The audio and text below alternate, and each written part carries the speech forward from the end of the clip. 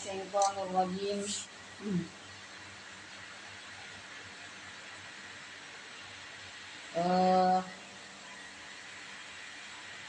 Dzalikum wa anna Allaha muhinu kaidil kafirin. Ini Bu.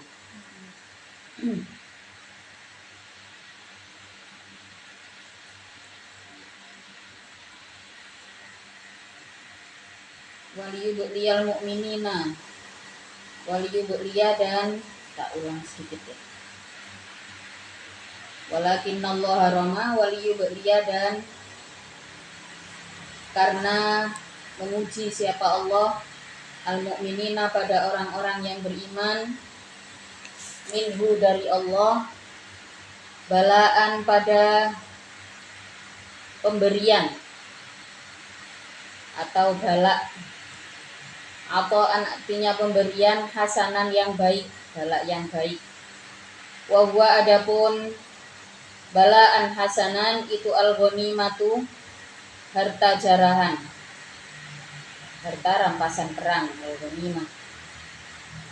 Innallaha sesungguhnya Allah zalika pada perkara tersebut, perkara-perkara yang disebutkan di ayat di atas nih tentang perintah kepada Rasulullah untuk melempari dengan pasir nih, pasir segenggam yang bisa mengenai mata seluruh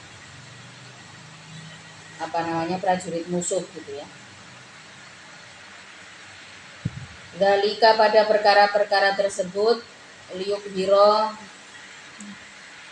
supaya mengalahkan siapa Allah al-kafirina pada orang-orang kafir, waliyubliya dan karena menguji siapa Allah al-mu'minina pada orang-orang yang beriman. Bukan ya. Innallaha wa huwa al-ghanimatu innallaha sesungguhnya Allah itu sami'un maha mendengar li aqwalihim terhadap ucapan-ucapannya, mukminin alimun pun maha mengetahui di ahwalihim dengan tingkahnya mukminin. Dalikum adapun cobaan nikmat tersebut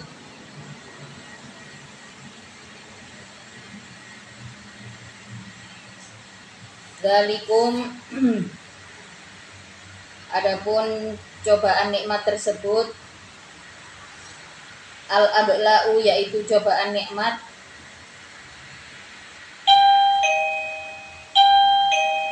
hakun yang hak, wa annallaha dan sesungguhnya Allah itu muhinu yang melemahkan siapa Allah, mudha'ifun artinya melemahkan siapa Allah kaidil kafirina. Niku terus nggih. Itu muhinu kaidil kafirina yang melemahkan pada rekayasa orang-orang kafir.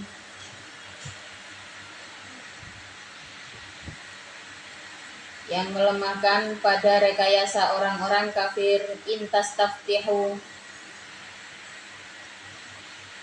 apabila minta pertolongan kalian ayyuhal kafiro wahai orang-orang kafir. Aitab lubu artinya mencari kalian al-fatha pada hukum. Ail qadha'a artinya pada hukum. Haitsu qala ketika berkata siapa Abu Jahal minkum dari kalian.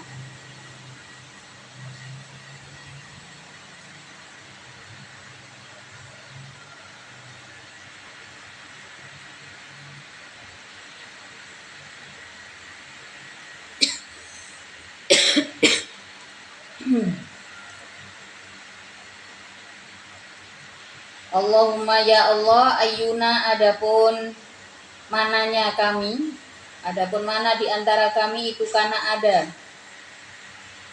Apa ayyuna itu aqta'u lebih memutus lirrahmani terhadap ar-Rahman. Fa'atana dan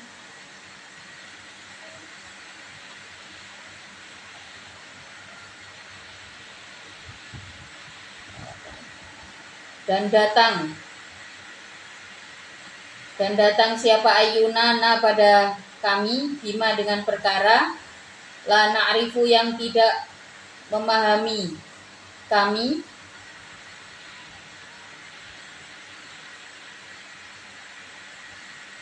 terhadap kebenaran ma, la na'rifu yang tidak paham kami terhadap kebenarannya ma,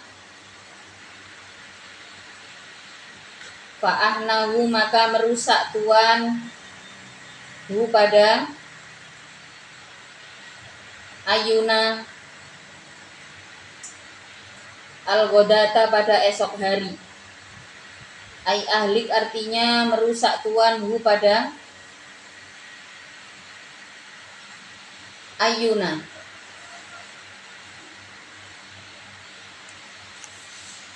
Faqad jaa maka benar-benar datang kum pada kalian apa al-fathu penghukuman.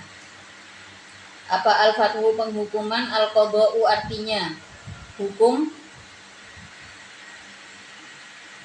bihalakiman dengan rusaknya orang,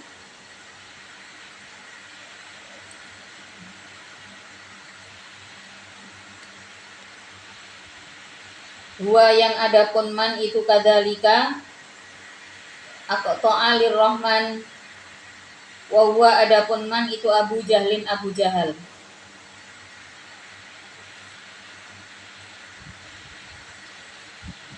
Waman dan orang kutila yang dibunuh siapa man ma'ahu beserta Abu Jahal, atau yang diperangi siapa man ma'ahu beserta Abu Jahal, dunan Nabi sallallahu alaihi wasallam bukan Nabi sallallahu alaihi wasallam, wal mu'minina dan orang-orang yang beriman.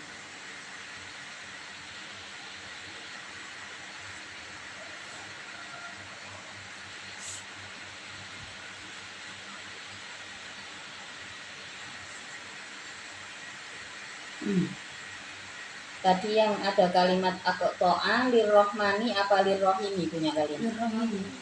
Hah? Lirrohimi. Kayak sampean apa lirrohmani enten none apa mboten? Mboten. Oke. Ayuna adapun mananya kami itu karena ada siapa ayuna itu aqta'a lebih memutus. Nah, berarti lirrohimi terhadap persaudaraan. Lirrohimi terhadap persaudaraan. Ya, jadi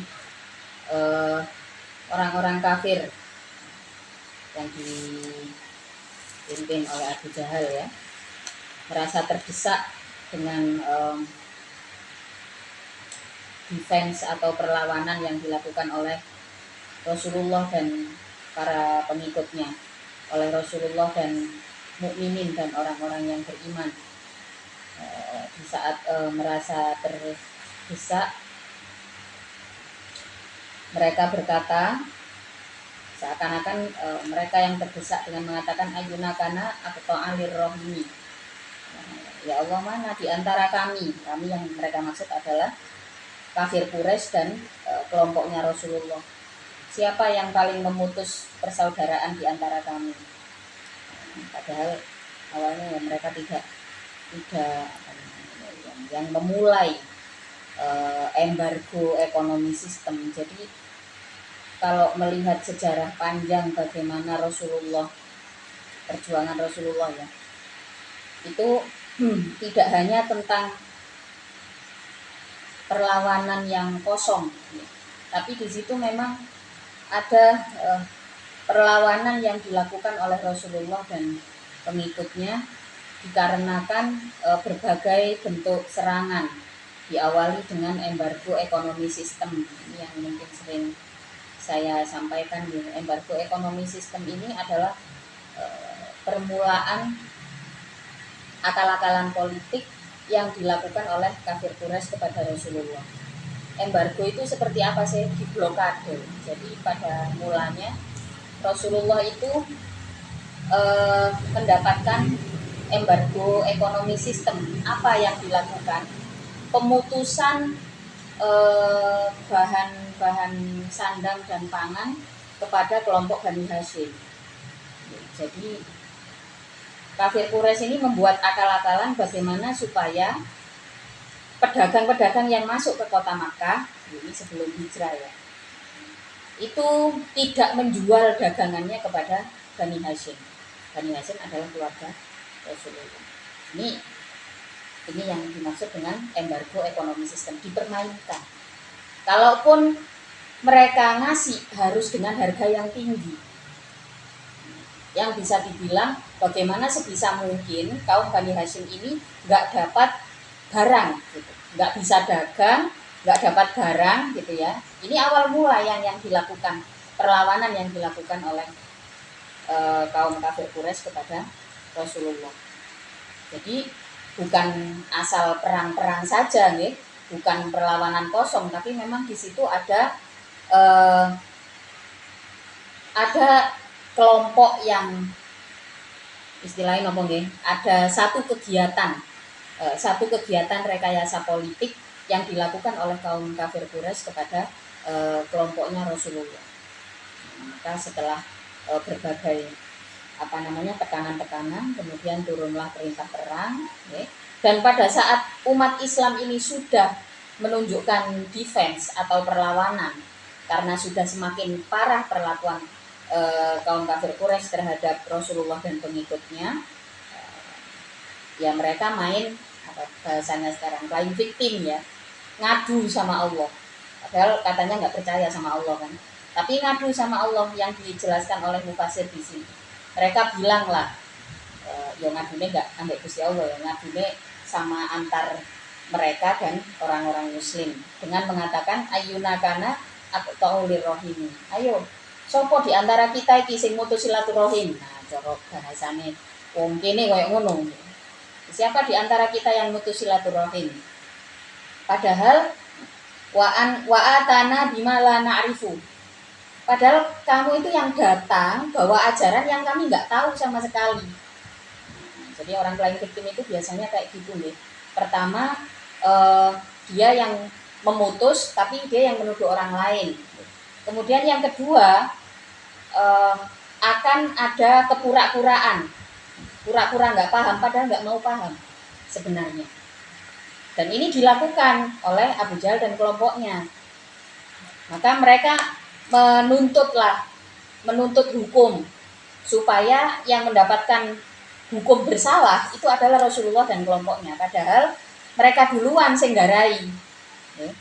Maka kemudian turun ayat faqad ja'akumul fatah. Setelah kekalahan mereka, Allah mengatakan faqad ja'akumul fatah. Kaum kafir Quraisy telah datang kepada kalian sebuah hukum. Sebuah hukum telah datang kepada kalian bihalakiman dengan rusaknya orang dua yang ada pun man itu kadalika sebagaimana aqta'ulir rahim. Jadi sudah datang hukum ini. Wahwa adapun man itu Abu Jahal, waman dan orang-orang kutila yang terbunuh siapa man ma'ahu beserta Abu Jahal dunan Nabi Shallallahu Alaihi Wasallam, bukan Nabi, wal mukminina dan orang-orang yang beriman. Jadi yang bersalah, yang memutus situasi, ya. Ini kan jadi cerita hijrah itu menjadi pembelajaran penting bagi kita. Apa pembelajaran pentingnya? Ketika ada satu kelompok yang terus mempersulit situasi kita, menekan kita sampai pada tahap merugikan, maka perlu kita melakukan hijrah. Dan kalau keberlanjutan rekayasa itu tidak mereka hentikan, maka perlu dilakukan perlawanan yang frontal, perlawanan yang nyata. Jadi ini yang diajarkan dalam peristiwa hijrah. Nggak usah khawatir ketika terus ada yang bilang, loh kok mutus silaturahim? Itu kata-kata Abu Jahal. Itu kalimatnya Abu Jahal. Di saat sudah kalah, ngomong, oh iki awakmu iki. Ya, karena Rasulullah itu pengikut-pengikutnya Rasulullah minal awalin ya. Sahabat-sahabat yang pertama kali ikut dengan Rasulullah itu adalah orang-orang yang berada pada usia produktif. Nih, antara bahkan ada yang masih sangat muda nih, kayak siapa namanya? Sayyidah Asma, putri daripada Sayyidina Abu Bakar, itu ikut dengan Rasulullah saat berusia 14 tahun. Jadi bisa dibilang pengikut-pengikut Rasulullah, sahabat minal awalin, itu bisa dibilang adalah anak-anak muda. Itulah kenapa para sesepuh kafir Quraisy ini selalu menggunakan kalimat-kalimat gaslighting lah. Karena yang ikut sama Rasulullah ini anak-anak muda. Jadi itu terjadi pada zaman Rasulullah. Berikutnya, wa in tantahu, dan apabila menyudahi kalian, wa in tantahu, dan apabila menyudahi kalian anil kufri, dari kekufuran, wal harbi, dan memerangi Rasulullah, fahuwa, maka adapun in tantahu itu khairun, lebih baik, lakum, bagi kalian. Kalau mau aman ya sudahi perang, ya. Sudahi perangnya. Tidak langsung beriman nggak apa-apa, tapi yang penting jangan melakukan penyerangan, jangan berbuat keributan. Ya, kalau orang sudah yang namanya kelompok kuat, ya, mereka menguasai keuangan misalkan ya, seperti orang-orang Israel. Kalau bisa dibilang sekarang ya semua produk itu terafiliasi dengan Israel. Karena bank dunia, ya, bank dunia itu berada di tangan orang-orang Yahudi. Dan ini sudah berjalan sejak zaman Rasulullah. Bahkan sejak zaman Romawi kuno. Orang-orang Yahudi itu punya daya di dalam mengelola keuangan secara terstruktur dan turun-menurun. Jadi mereka luar biasa. Jadi kalau bisa dibilang semua produk yang sekarang kita konsumsi semuanya terafiliasi. Hanya saja kita bisa milih apakah afiliasinya itu dekat atau jauh. Satu contoh, kelompok company besar yang secara terang-terangan menyatakan bahwa mereka adalah apa istilahnya ya, sahamnya Israel ada banyak di situ. Bahkan mereka dengan terang-terangan mengatakan bahwa sebagian dari hasil mereka adalah untuk pengembangan teknologi dan nuklir di Israel, seperti itu. Maka kita harus jauh-jauh dari produk itu. Ya, misalkan Starbucks itu kafenya sebenarnya bukan yang utama. Penghasilan utama Starbucks itu adalah dari bank, dari perbankan yang mereka miliki di balik kebesarannya Starbucks itu. Banknya terafiliasi langsung dengan Israel, McDonald, Unilever, dan banyak lagi produk-produk. Tapi kita bisa milih nih, sekarang juga ada aplikasi kan, apakah affiliate-nya itu dekat apa jauh gitu ya. Kalau misalkan Indofood, gimana kalau Indofood gitu ya, nek di rontot ya affiliate ya, karena yang namanya usaha mau menjadi besar kan harus berkongsi dengan perbankan dunia ya, dan ini pasti juga dilakukan. Tapi kalau affiliate-nya jauh ya sudah, kita bisa konsumsi itu, paling tidak bisa menambah apa ya, support kecil-kecilan lah yang bisa kita lakukan untuk saudara-saudara kita di Palestina. Jadi orang-orang yang menolak Islam itu akan kekeh nggak mau untuk menghentikan perang. Setidaknya kalau nggak bisa beriman kepada Rasulullah ya, diminta untuk menghentikan perang.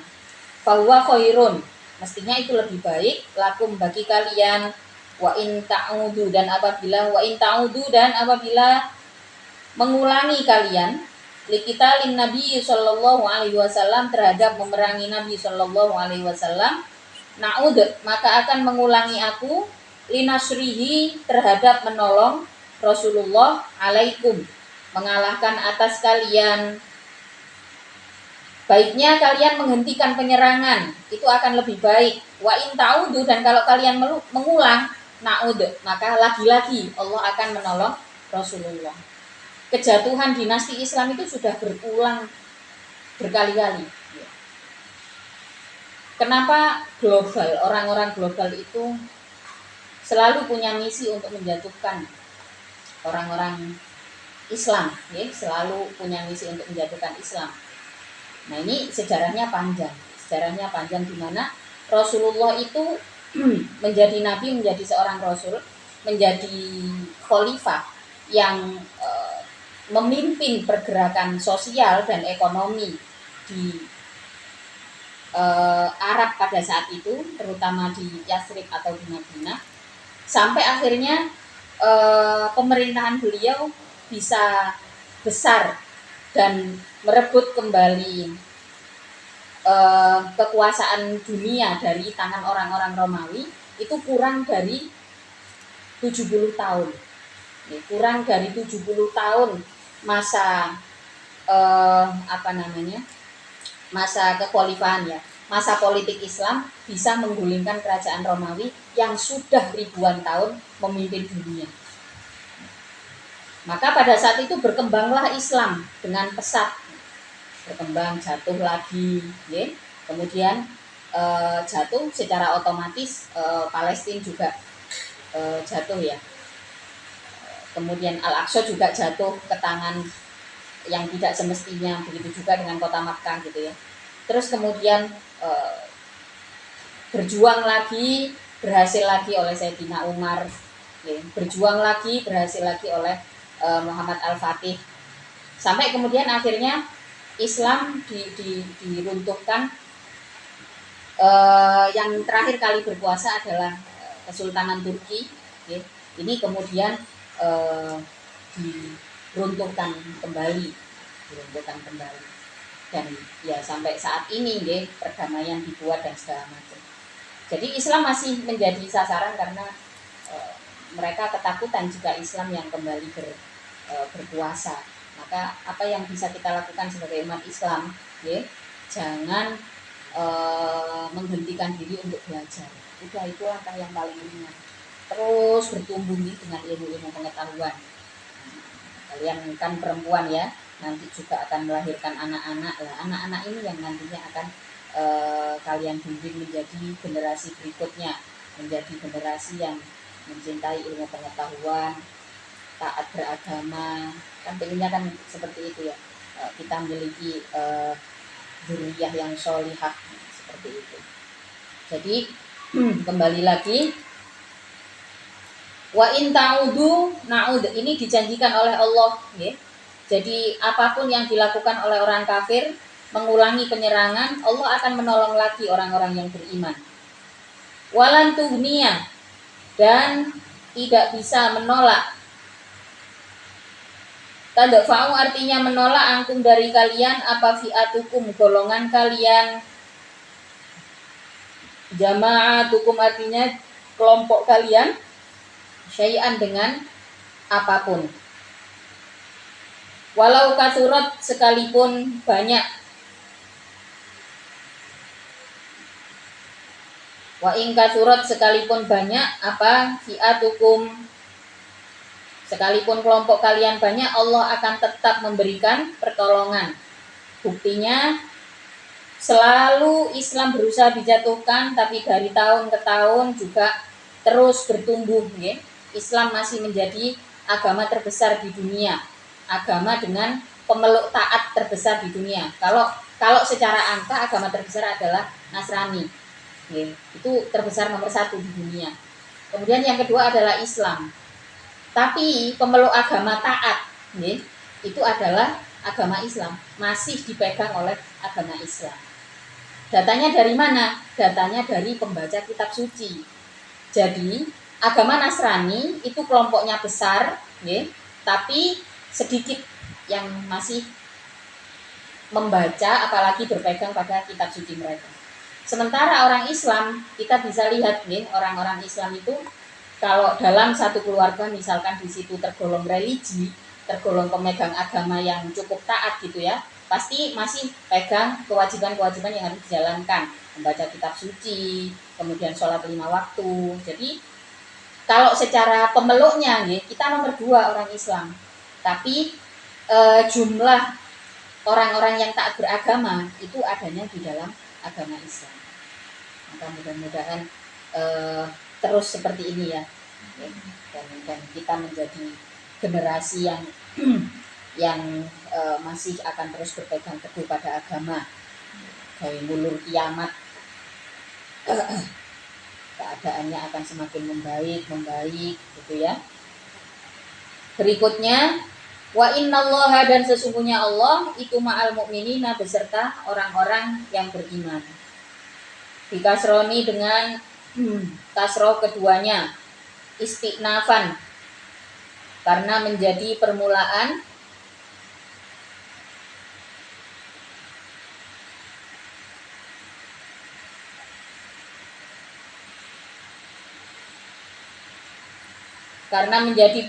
permulaan wafatwa, dan adapun fathahnya anna itu loh, inna itu ya, ala takdiril lami, atas mengira-ngirakan lam, li'annallaha ma'al mu'minin gitu. Itu takdirnya atau kira-kiranya. Ya ayyuhalladzina, wahai orang-orang amanu yang beriman, siapa alladzin, ati'u, taatlah kalian Allah pada Allah, wa rasulahu, dan utusan Allah, wala tawallau, dan jangan berpaling engkau. Ta'ridu artinya berpaling engkau, anhu, dari Allah. Wahai orang-orang yang beriman, taatlah kalian kepada Allah dan utusannya, dan jangan pernah berpaling. Bimukhalafati amrihi, dengan melanggar perintah Allah. Wa antum, dalam keadaan adapun kalian itu tasma'una, mendengar kalian Al-Qur'an, pada Al-Qur'an, wal mawa'idho, dan mau'idho, ditutur, nasihat. Wala tawallau anhu wa antum tasma'un. Mudah-mudahan kita tidak menjadi orang-orang yang menolak ya, untuk mendengarkan nasihat di dalam Al-Qur'an. Repot ya kalau sudah menjadi perempuan. Itu penting kita punya prinsip memilih apa yang patut kita baca, patut kita dengar, itu penting. Karena kalau sudah emaknya di dalam rumah itu sudah anti ilmu, satu rumah pasti akan ikut, nggak mau ilmu. Tapi kalau ibu ya, ini sudah ketertarikannya terhadap sesuatu, nah ini pasti meneng-meneng, ngambil lapo-lapo, pasti bahas ya. Jadi pasar yang paling bagus untuk segala hal, baik hal buruk maupun hal baik ya, itu perempuan namanya. Kenapa? Perempuan itu kalau suka nggak bisa nutupin, kalau benci juga nggak bisa nutupin, kalau nggak peduli juga nggak bisa nutupin, kecuali ya memang perempuan yang pintar berpura-pura ya. Jadi sebenarnya memang penting perempuan itu untuk menyukai dan memahami Al-Quran. Kenapa? Kita harus sibuk dengan ilmu. Kenapa? Supaya seluruh orang di dalam rumah itu juga mendapatkan getaran atau vibes yang sama dengan kita. Jadi kalau sudah perempuannya ini sudah abai dengan nasihat-nasihat yang ada di dalam Al-Quran, pasti serumah akan ikut. Tapi kalau perempuannya ya, peduli dengan ilmu, senang membaca Al-Quran, senang mendengar nasihat-nasihat Al-Quran, pasti akan masuk itu dalam setiap momen ya. Nasihat-nasihat itu akan masuk dalam setiap momen. Obrolan mengenai Al-Quran dan isinya ini akan menjadi penting. Nah, kalau kita sudah beriman ya, dikatakan oleh Allah di sini, atiullah wa rasulahu wala tawallau anhu wa antum tasma'un. Dalam keadaan kita mendengar Al-Quran, kita bisa membaca, bahkan ya, kita bisa membaca Al-Quran, kita mendengar nasihat-nasihat Al-Quran. Kalau kita bisa mendengarkan, bisa membaca, wala tawallau, maka jangan pernah berpaling. Jangan pernah berpaling ya, tentu macam-macam konteksnya. Kalau sampean sebagai mustami'in, sebagai orang yang mendengar, maka upayakan untuk terus mendapatkan asupan itu, asupan pendengaran yang baik, nasihat-nasihat dari Al-Quran. Kalau misalkan situasinya kalian bisa sampai membaca Al-Quran dan isinya, maka lakukan itu terus-menerus, jangan sampai berpaling. Upayakan untuk istiqomah. Istiqomah di dalam mencintai Al-Quran. Ini penting. Oke, kalau perempuan itu sudah tidak ada istiqomah di dalam mencintai Al-Quran, maka akan ada hal lain yang menyibukkan. Apa? Oke, pikiran-pikiran negatif tentang segala hal. Yaitu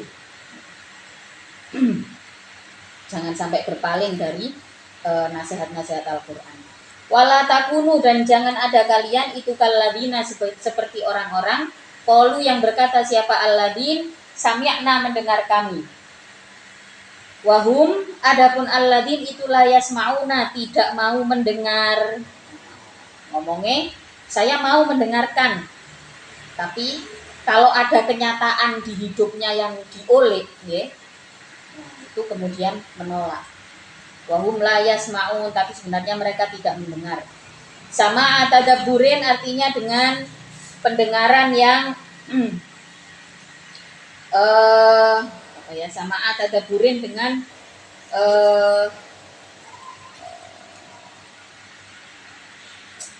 perenungan. Watti'adzin dan mengambil petuah. Watti'adzin dan mengambil nasihat. Wahum adapun alladzina qalu sami'na wa hum la yasmaun itu al munafiquna orang-orang munafik, awil musyrikuna atau orang-orang yang syirik. Orang-orang munafik mereka mengatakan saya mendengarkan Al-Qur'an, bahkan tidak jarang mereka mengatakan oh saya sudah khatam menghafal Al-Qur'an, saya ini penghafal Al-Qur'an gitu ya. Saya ini sudah lulusan sekolah Al-Qur'an dan sebagainya, tapi tidak pernah melakukan sama tadabbur, tidak pernah melakukan perenungan. Bagaimana seseorang bisa merenungkan? Tentu saja dengan membaca pelan-pelan, membacanya pelan-pelan, membaca maknanya, mengikuti pengajian tafsir seperti ini. Ini penting, jangan kok belajar itu hanya berpegangan dari video berdurasi 60 detik di TikTok atau Reels. Wes iku gak tadabbur belas iku jenenge ini. Yang namanya perenungan itu pelan-pelan, satu kalimat diumen-umen. Yang ngatasi oleh informasi teko video 60 detik ae percaya. Ya kadang-kadang ya boleh lah nggih. Kadang-kadang saya juga sering ya dapat ide nggih, dapat inspirasi itu ya dari video pendek. Saya juga bikin gitu ya. Setidaknya di internet itu kita ada hal-hal baik yang dilihat, sebenarnya juga nggak masalah gitu, tapi majelis yang panjang seperti ini juga perlu diikuti. Kalau di video berdurasi 60 detik itu kan kita nggak sempet tadabbur, videonya kayak 60 detik ya apa tadabbur terus gak kau berblas ini. Tapi itu juga nggak masalah daripada nonton sing sembarang dengah ya, luwih apik lah nih nonton video yang bagus gitu. Tapi majelis yang panjang seperti ini atau sampai meluangkan waktu 20 menit, 15 menit untuk angan-angan maknanya Al-Qur'an, ini akan menjadi cahaya untuk setiap luka-luka yang datang kepada kita. Jadi di saat kita terluka itu sebenarnya adalah saat paling baik untuk kita menerima cahaya. Biasanya orang terluka itu kan butuh obat, kan? Maka luka itu tidak boleh kita abaikan. Kalau di dalam mantek itu memang bahkan kejadian dibelah dadanya Rasulullah kemudian dimasuki dengan cahaya itu bisa menjadi simbolik maknanya ketika diterapkan dalam kehidupan kita sebagai manusia biasa. Apa simboliknya? Kenapa harus melakukan bedah gitu ya? Padahal kan misalnya langsung dimasukkan itu karena Allah Maha Kuasa, tentu Allah bisa. Tapi itu skenario itu dibuat oleh Allah, kejadian itu dibuat oleh Allah untuk menjadi pembelajaran kita. Supaya kita tidak menolak begitu saja luka-luka. Kadang-kadang kalau kita menolak luka, kita akan semakin jatuh pada luka yang lebih dalam. Tapi luka itu dirasakan. Kita terluka, dalam setiap luka itu kita akan bisa menerima cahaya. Salah satu hal yang bisa kita lakukan untuk menerima cahaya di saat kita terluka adalah kita menyadari obatnya. Apa obat dari luka itu? Dari obat itu kemudian kita mendapatkan nurullah, kita mendapatkan cahaya hidup, mendapatkan petunjuk. Berikutnya, inna syarrad dawabi sesungguhnya paling buruknya binatang indallahi di sisi Allah itu as-summu, binatang yang tuli, an sama ilhaqi, dari mendengar kebaikan. Binatang yang paling buruk di sisi Allah itu adalah binatang yang tuli, al-bukmu pun yang bisu, anin nutqi dari mengucapkan, bihi dengan al-haq. Ya Allah, mau dibilang dalik, mudah-mudahan kita tidak termasuk dari yang dimaksud dalam ayat ini ya. Sampai dikelompokkan ke dalam binatang. Orang yang tidak mau mendengarkan mendengarkan nasihat Al-Qur'an, tidak mau mengucapkan kebenaran, maka ini akan masuk dalam kategori syarrad dawabi indallah. Alladzina, yaitu orang-orang la yaqiluna, yang tidak mau berpikir. Siapa alladzin, hu pada al-haq.